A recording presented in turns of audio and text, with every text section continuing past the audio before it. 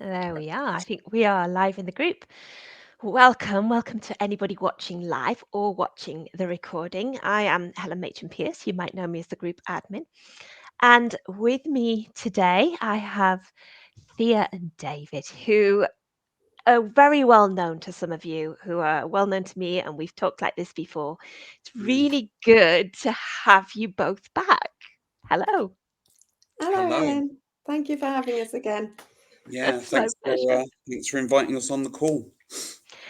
Um, Before we start anything, Mm. would you like to both give a little bit of an introduction, your kind of background? Because although some people know you very well, particularly as you've assisted or been visible in some of the Embodiment Unlimited courses and materials, it might Mm. be quite nice to have a little introduction. Yeah, Hi. Do you sure. want to go first? Yeah, go on. Yeah, okay. So I come from a background of running social enterprises and charities, which was a near burnout. I loved it, loved the leadership of it, but it was a near burnout experience. And in my 40s, I realised that I needed a change of direction. So got introduced to a body of work about creating end results using intuition and action aligned to create things, to create magic, basically, to create things more than you can believe possible, which I did, and I coached in and facilitated work in for many years. And then I realized something was missing for me, which was the intuitive bit was beautiful and imaginative, but the body was a bit missing. So I looked around and started to look for some embodiment work that I could incorporate, and came across Mark's work, which seemed to me just some of the most solid and well respected work out there. So I signed up and did some embodiment, and through that met David, and we, as part of COVID, started working together on a body of work that he had become interested in, of embodying the archetypes. So now I'm incorporating all of it, and we're developing more and more work together, which is going really well. And it's brought us here with some new offerings and a repeated program that we'd like to share with people today to bring our work a bit up to date with the community here. Thank you, Thea. That's absolutely wonderful. And of course, as you said, this is extended over a number of years leading up to now, hasn't it? Yeah. Um, David, what about you? Can you add in your piece of the jigsaw? Yeah, I can. Thank you. My background's in martial arts, so I started doing martial arts when I was very young, but like more consistently when I was at university. So when I was 19, and and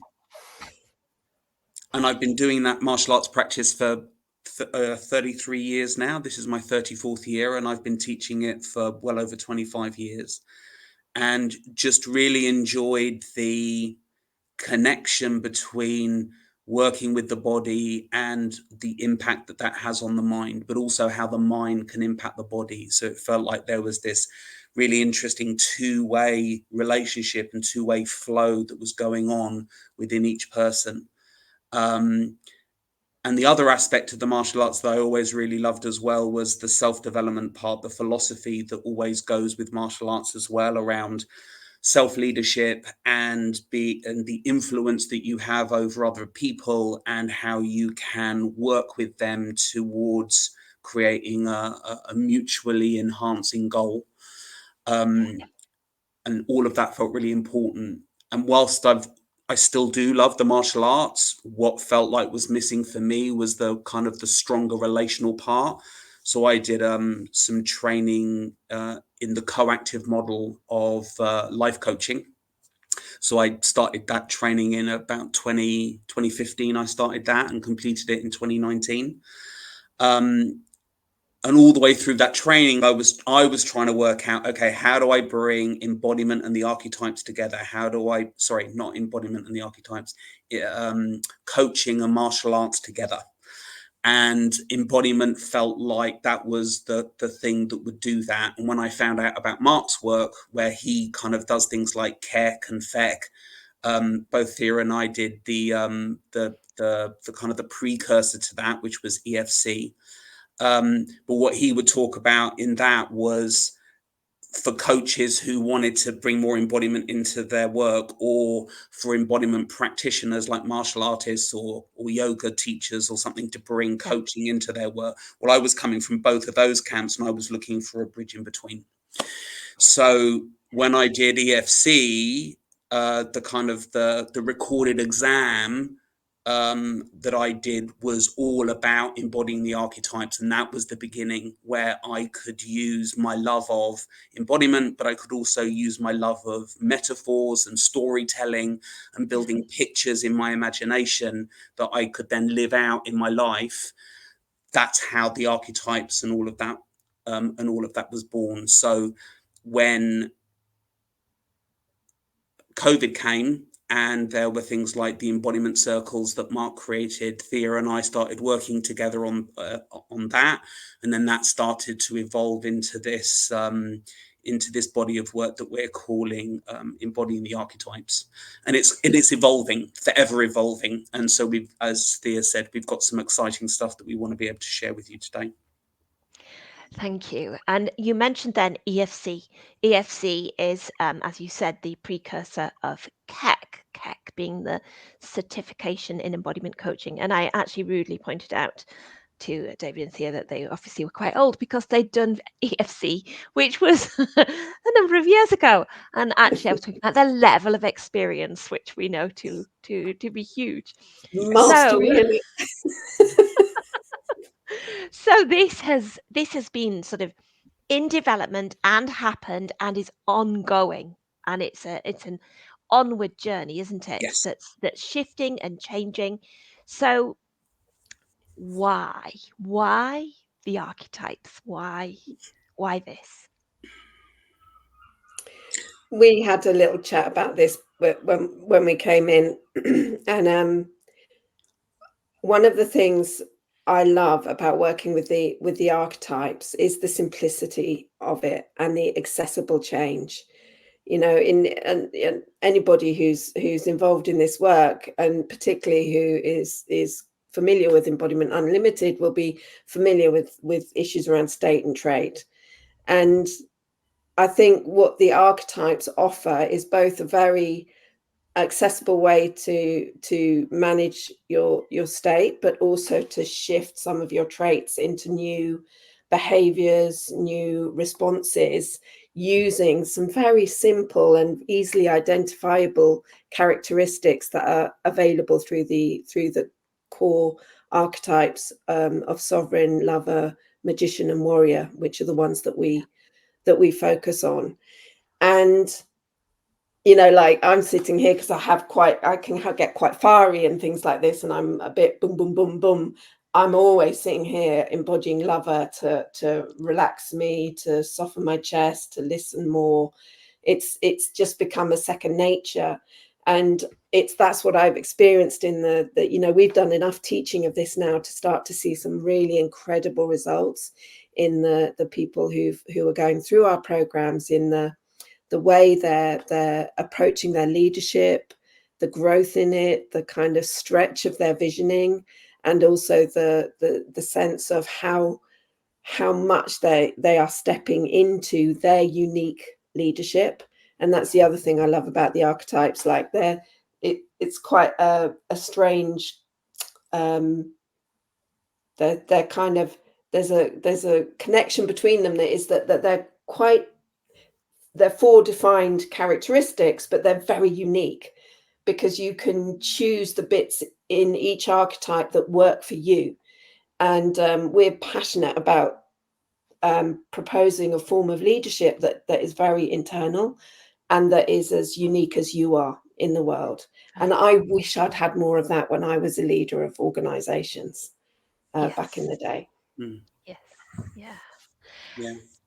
So how does this work in a program, in a course? How do you bring that together? What can people expect? Well, so for me, the archetypes are kind of baked into our being.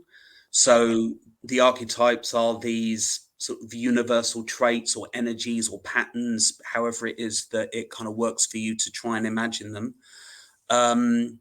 And just by working with your body in very, very particular ways, you can get very, very quick access to those 4 archetypes that Thea was mentioning. So, for example, like with sovereign, you can ground yourself and sit in a way that feels really dignified, and very, very quickly you start to get access to that kind of deeper knowing of what you stand for, what your values are about, what your purpose is, what your direction's going to be. And for me, sovereign is the kind of is the one that sort of sets the path and says, right, we're going to be going in that direction. And if you have this kind of harmony with all 4 of the archetypes, then they can work together as a team, almost like sitting in a council chamber, you know, to use my metaphors and my storytelling thing. You can have them in like a round table, like Arthur and the Knights of the Round Table, where they're working together to try and create the best result that you possibly can for you. So whilst perhaps your pattern as a leader or as a sovereign in your own life might be that you maybe push yourself too hard, then you might want to bring in more of lover, a bit like what Thea was saying, to kind of pull back a little bit from that and make sure that you still feel centered. Whereas if your leadership is more, which is more like I am, where you kind of open and you just keep opening and you kind of lose yourself a little bit, then you can bring more of warrior forward to bring you back into center, where you feel more fiery and you're more focused and you're more determined and fierce about certain things and being more boundaried about stuff. Yeah.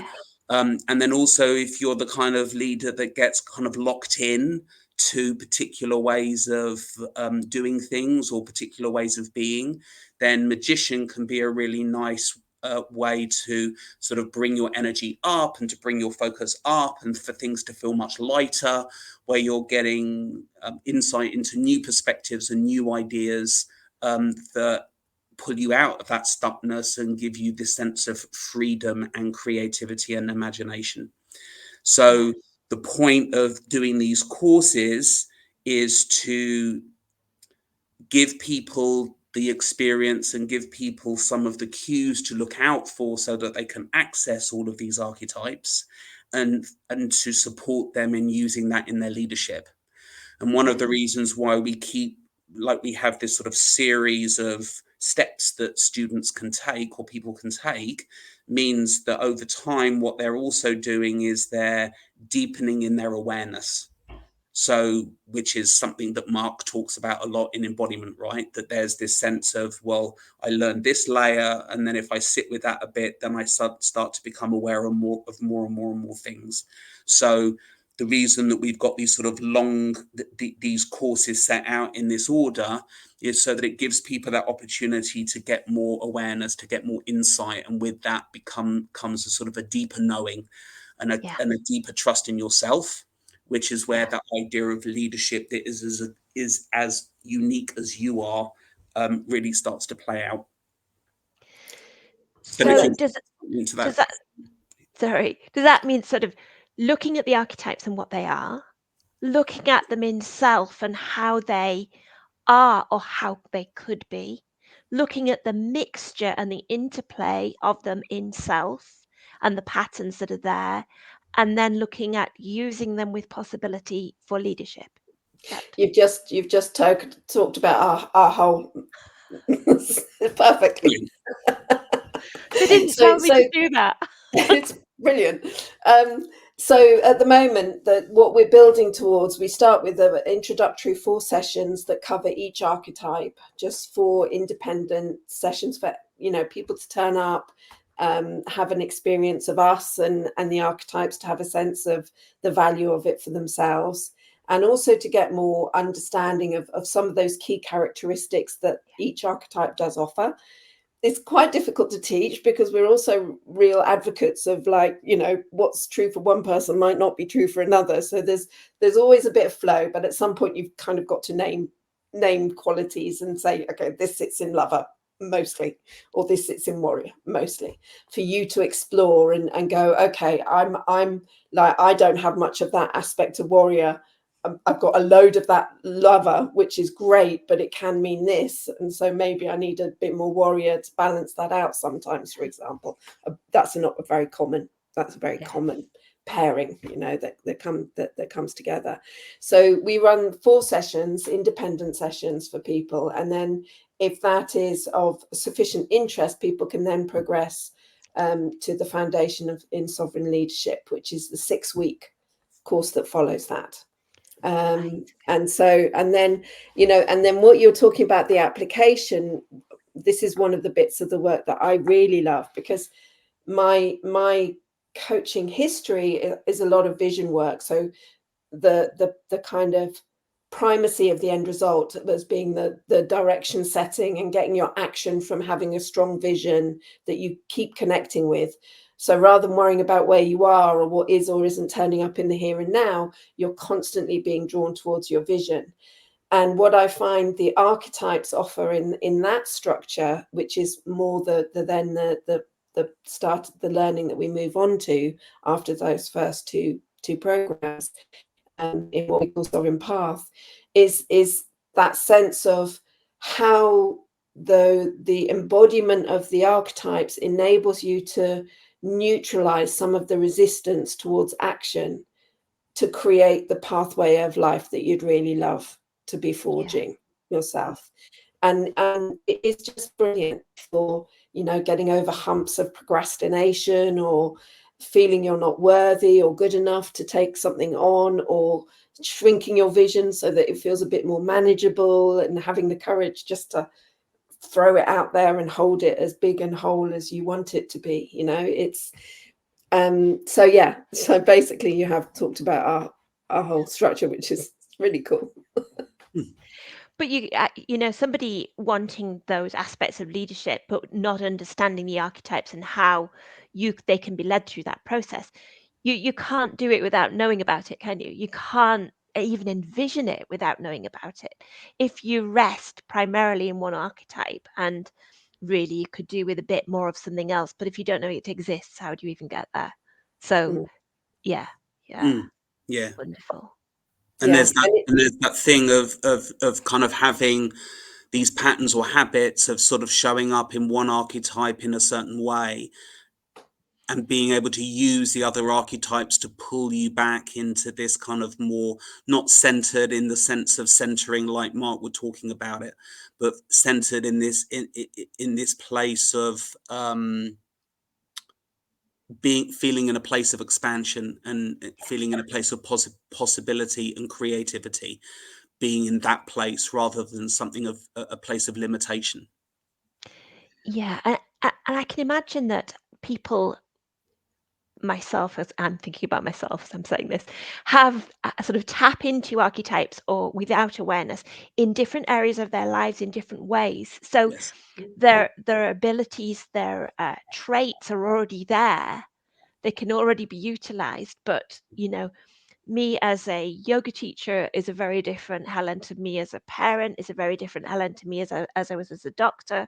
And I'm not necessarily very good at applying those traits elsewhere, because sometimes I don't even know they're there. We just don't know they're there until we're put in a particular situation. Yeah. So Sorry, can I just really want to share this, because this is so sort of pertinent.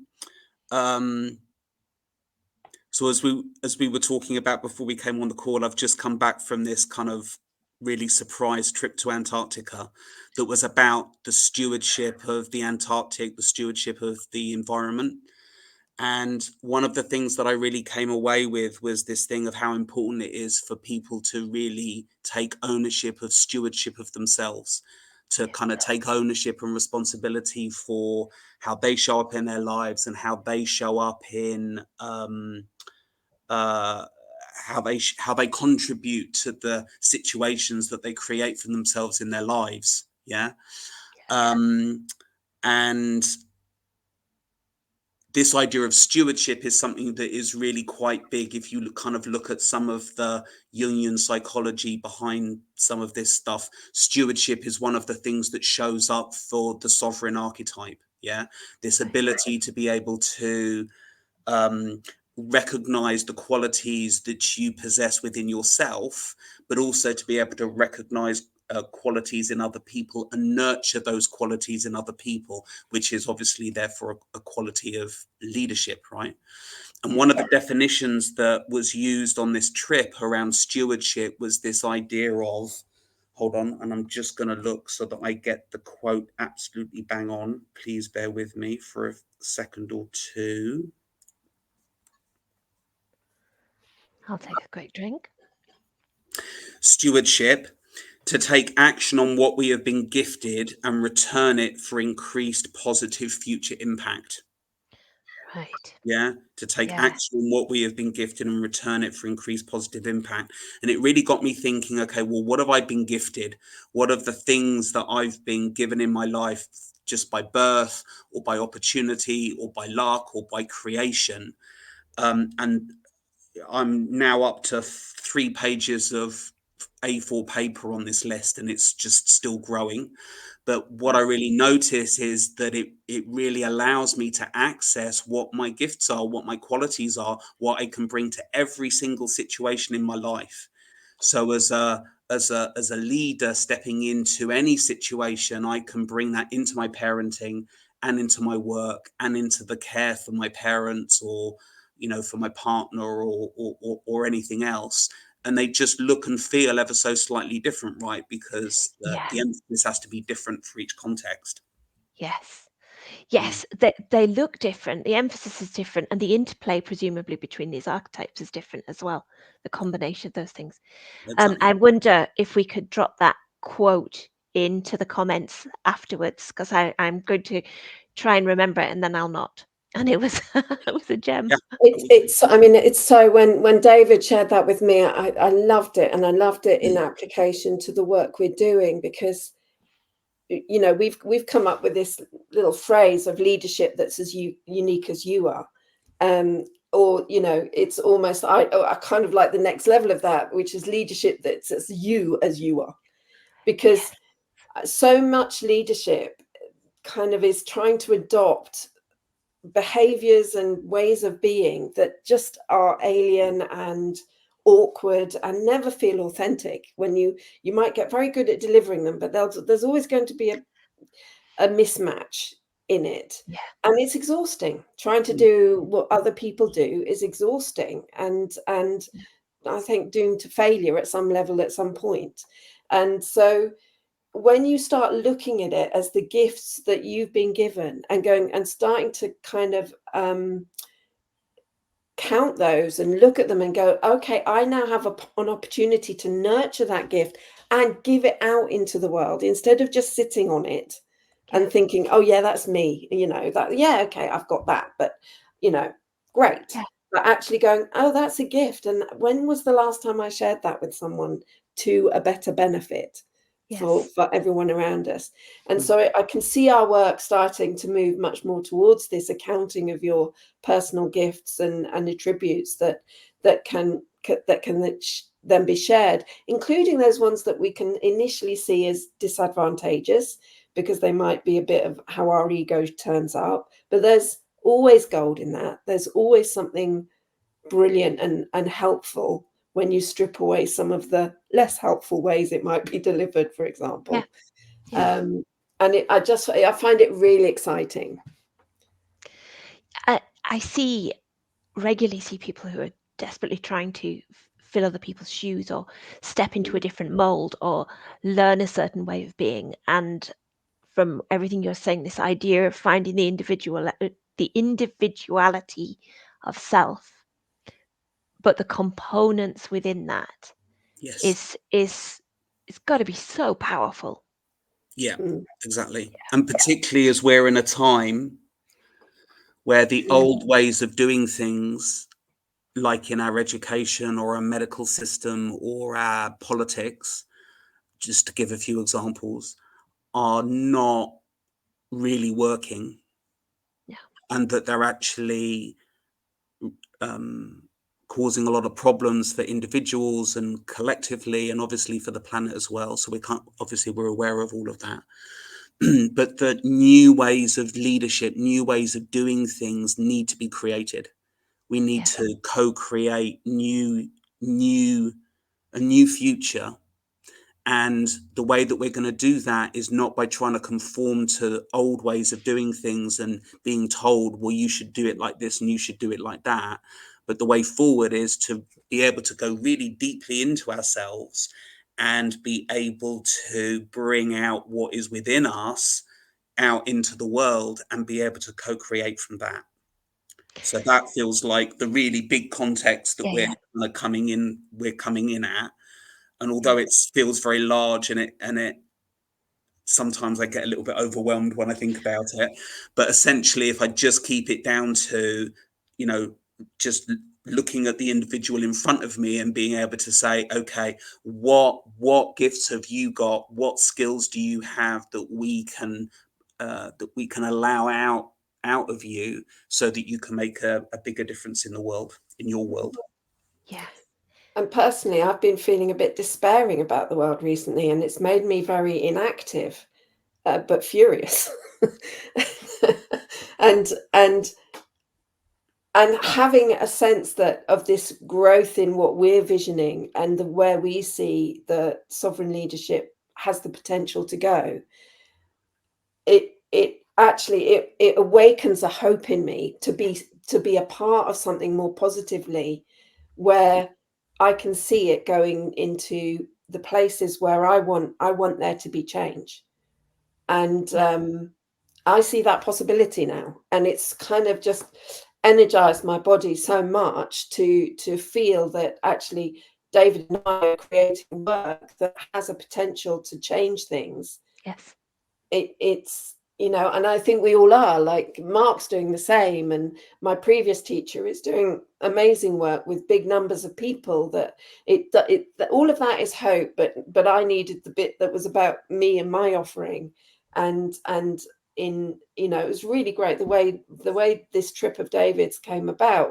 It was just magic in action. He sat down, he suddenly got a clarity that he wanted his life to be about stewardship of self and our planet, of people and planet. And then suddenly this opportunity came, and suddenly he was off, and then he's bringing back this like thinking, and I'm going, yes, thank God. This is it. And now we're a bit like jumping up and down, like kind of excited about it. The passion and enthusiasm certainly comes through, and I don't blame you for it at all. It's wonderful. How can people sign up? How do people get more information? We already put some information in the event, but I can put links beneath this or in the comments of this. But what do people do to get to know more or to sign up? So we can give a link to the first of these introductory events. So when we first started doing these, we created them in response to the feedback from our Facebook group community, which was, well, we love the idea of the archetypes, but we don't really know what they are. We don't really know how they're relevant. We don't really know anything about them at all. So we created these just because we work with 4 archetypes, or at least we do at the moment. Who knows what the future is going to hold, right? But at the moment we work with 4 archetypes. So we're just doing 4 standalone introductory sessions on each archetype. And the first of those is going to be about the sovereign archetype. That's going to be on May the 8th, which is a Wednesday evening from 6 till 7:30 in UK time. And we can put a link in that. We can put a link for that inside the thing. It's only £20 for that session, but it just gives you an idea, as Thea was saying earlier, just about us and our chemistry, the kind of work that we do, how we present it, the impact that it has. And then after that, all the information is in the bump. So if you want to find out more, then you can click on the links and find out more, or you can reach out well, I'll just speak for myself. You can reach out to me, and I'm very, very happy to email with you, have a phone call with you, or a Zoom call with you, or anything like that, if you want to know more. Brilliant. Yeah, likewise. Brilliant. Well, thank you. Thank you both very much for being here. Thank you. This will stay, as I said, in the guide so people can come back and watch. And I'll add any links, or you can add any links. And I wish you every success with it. I'm really excited about it for you. But I was last time we spoke about it too. Great. Thanks Thank very much, you. Helen. Thank Really you so much, appreciate it. Bye. Helen. Okay. Bye. Bye. Bye. Bye. Bye. Take care. Bye bye.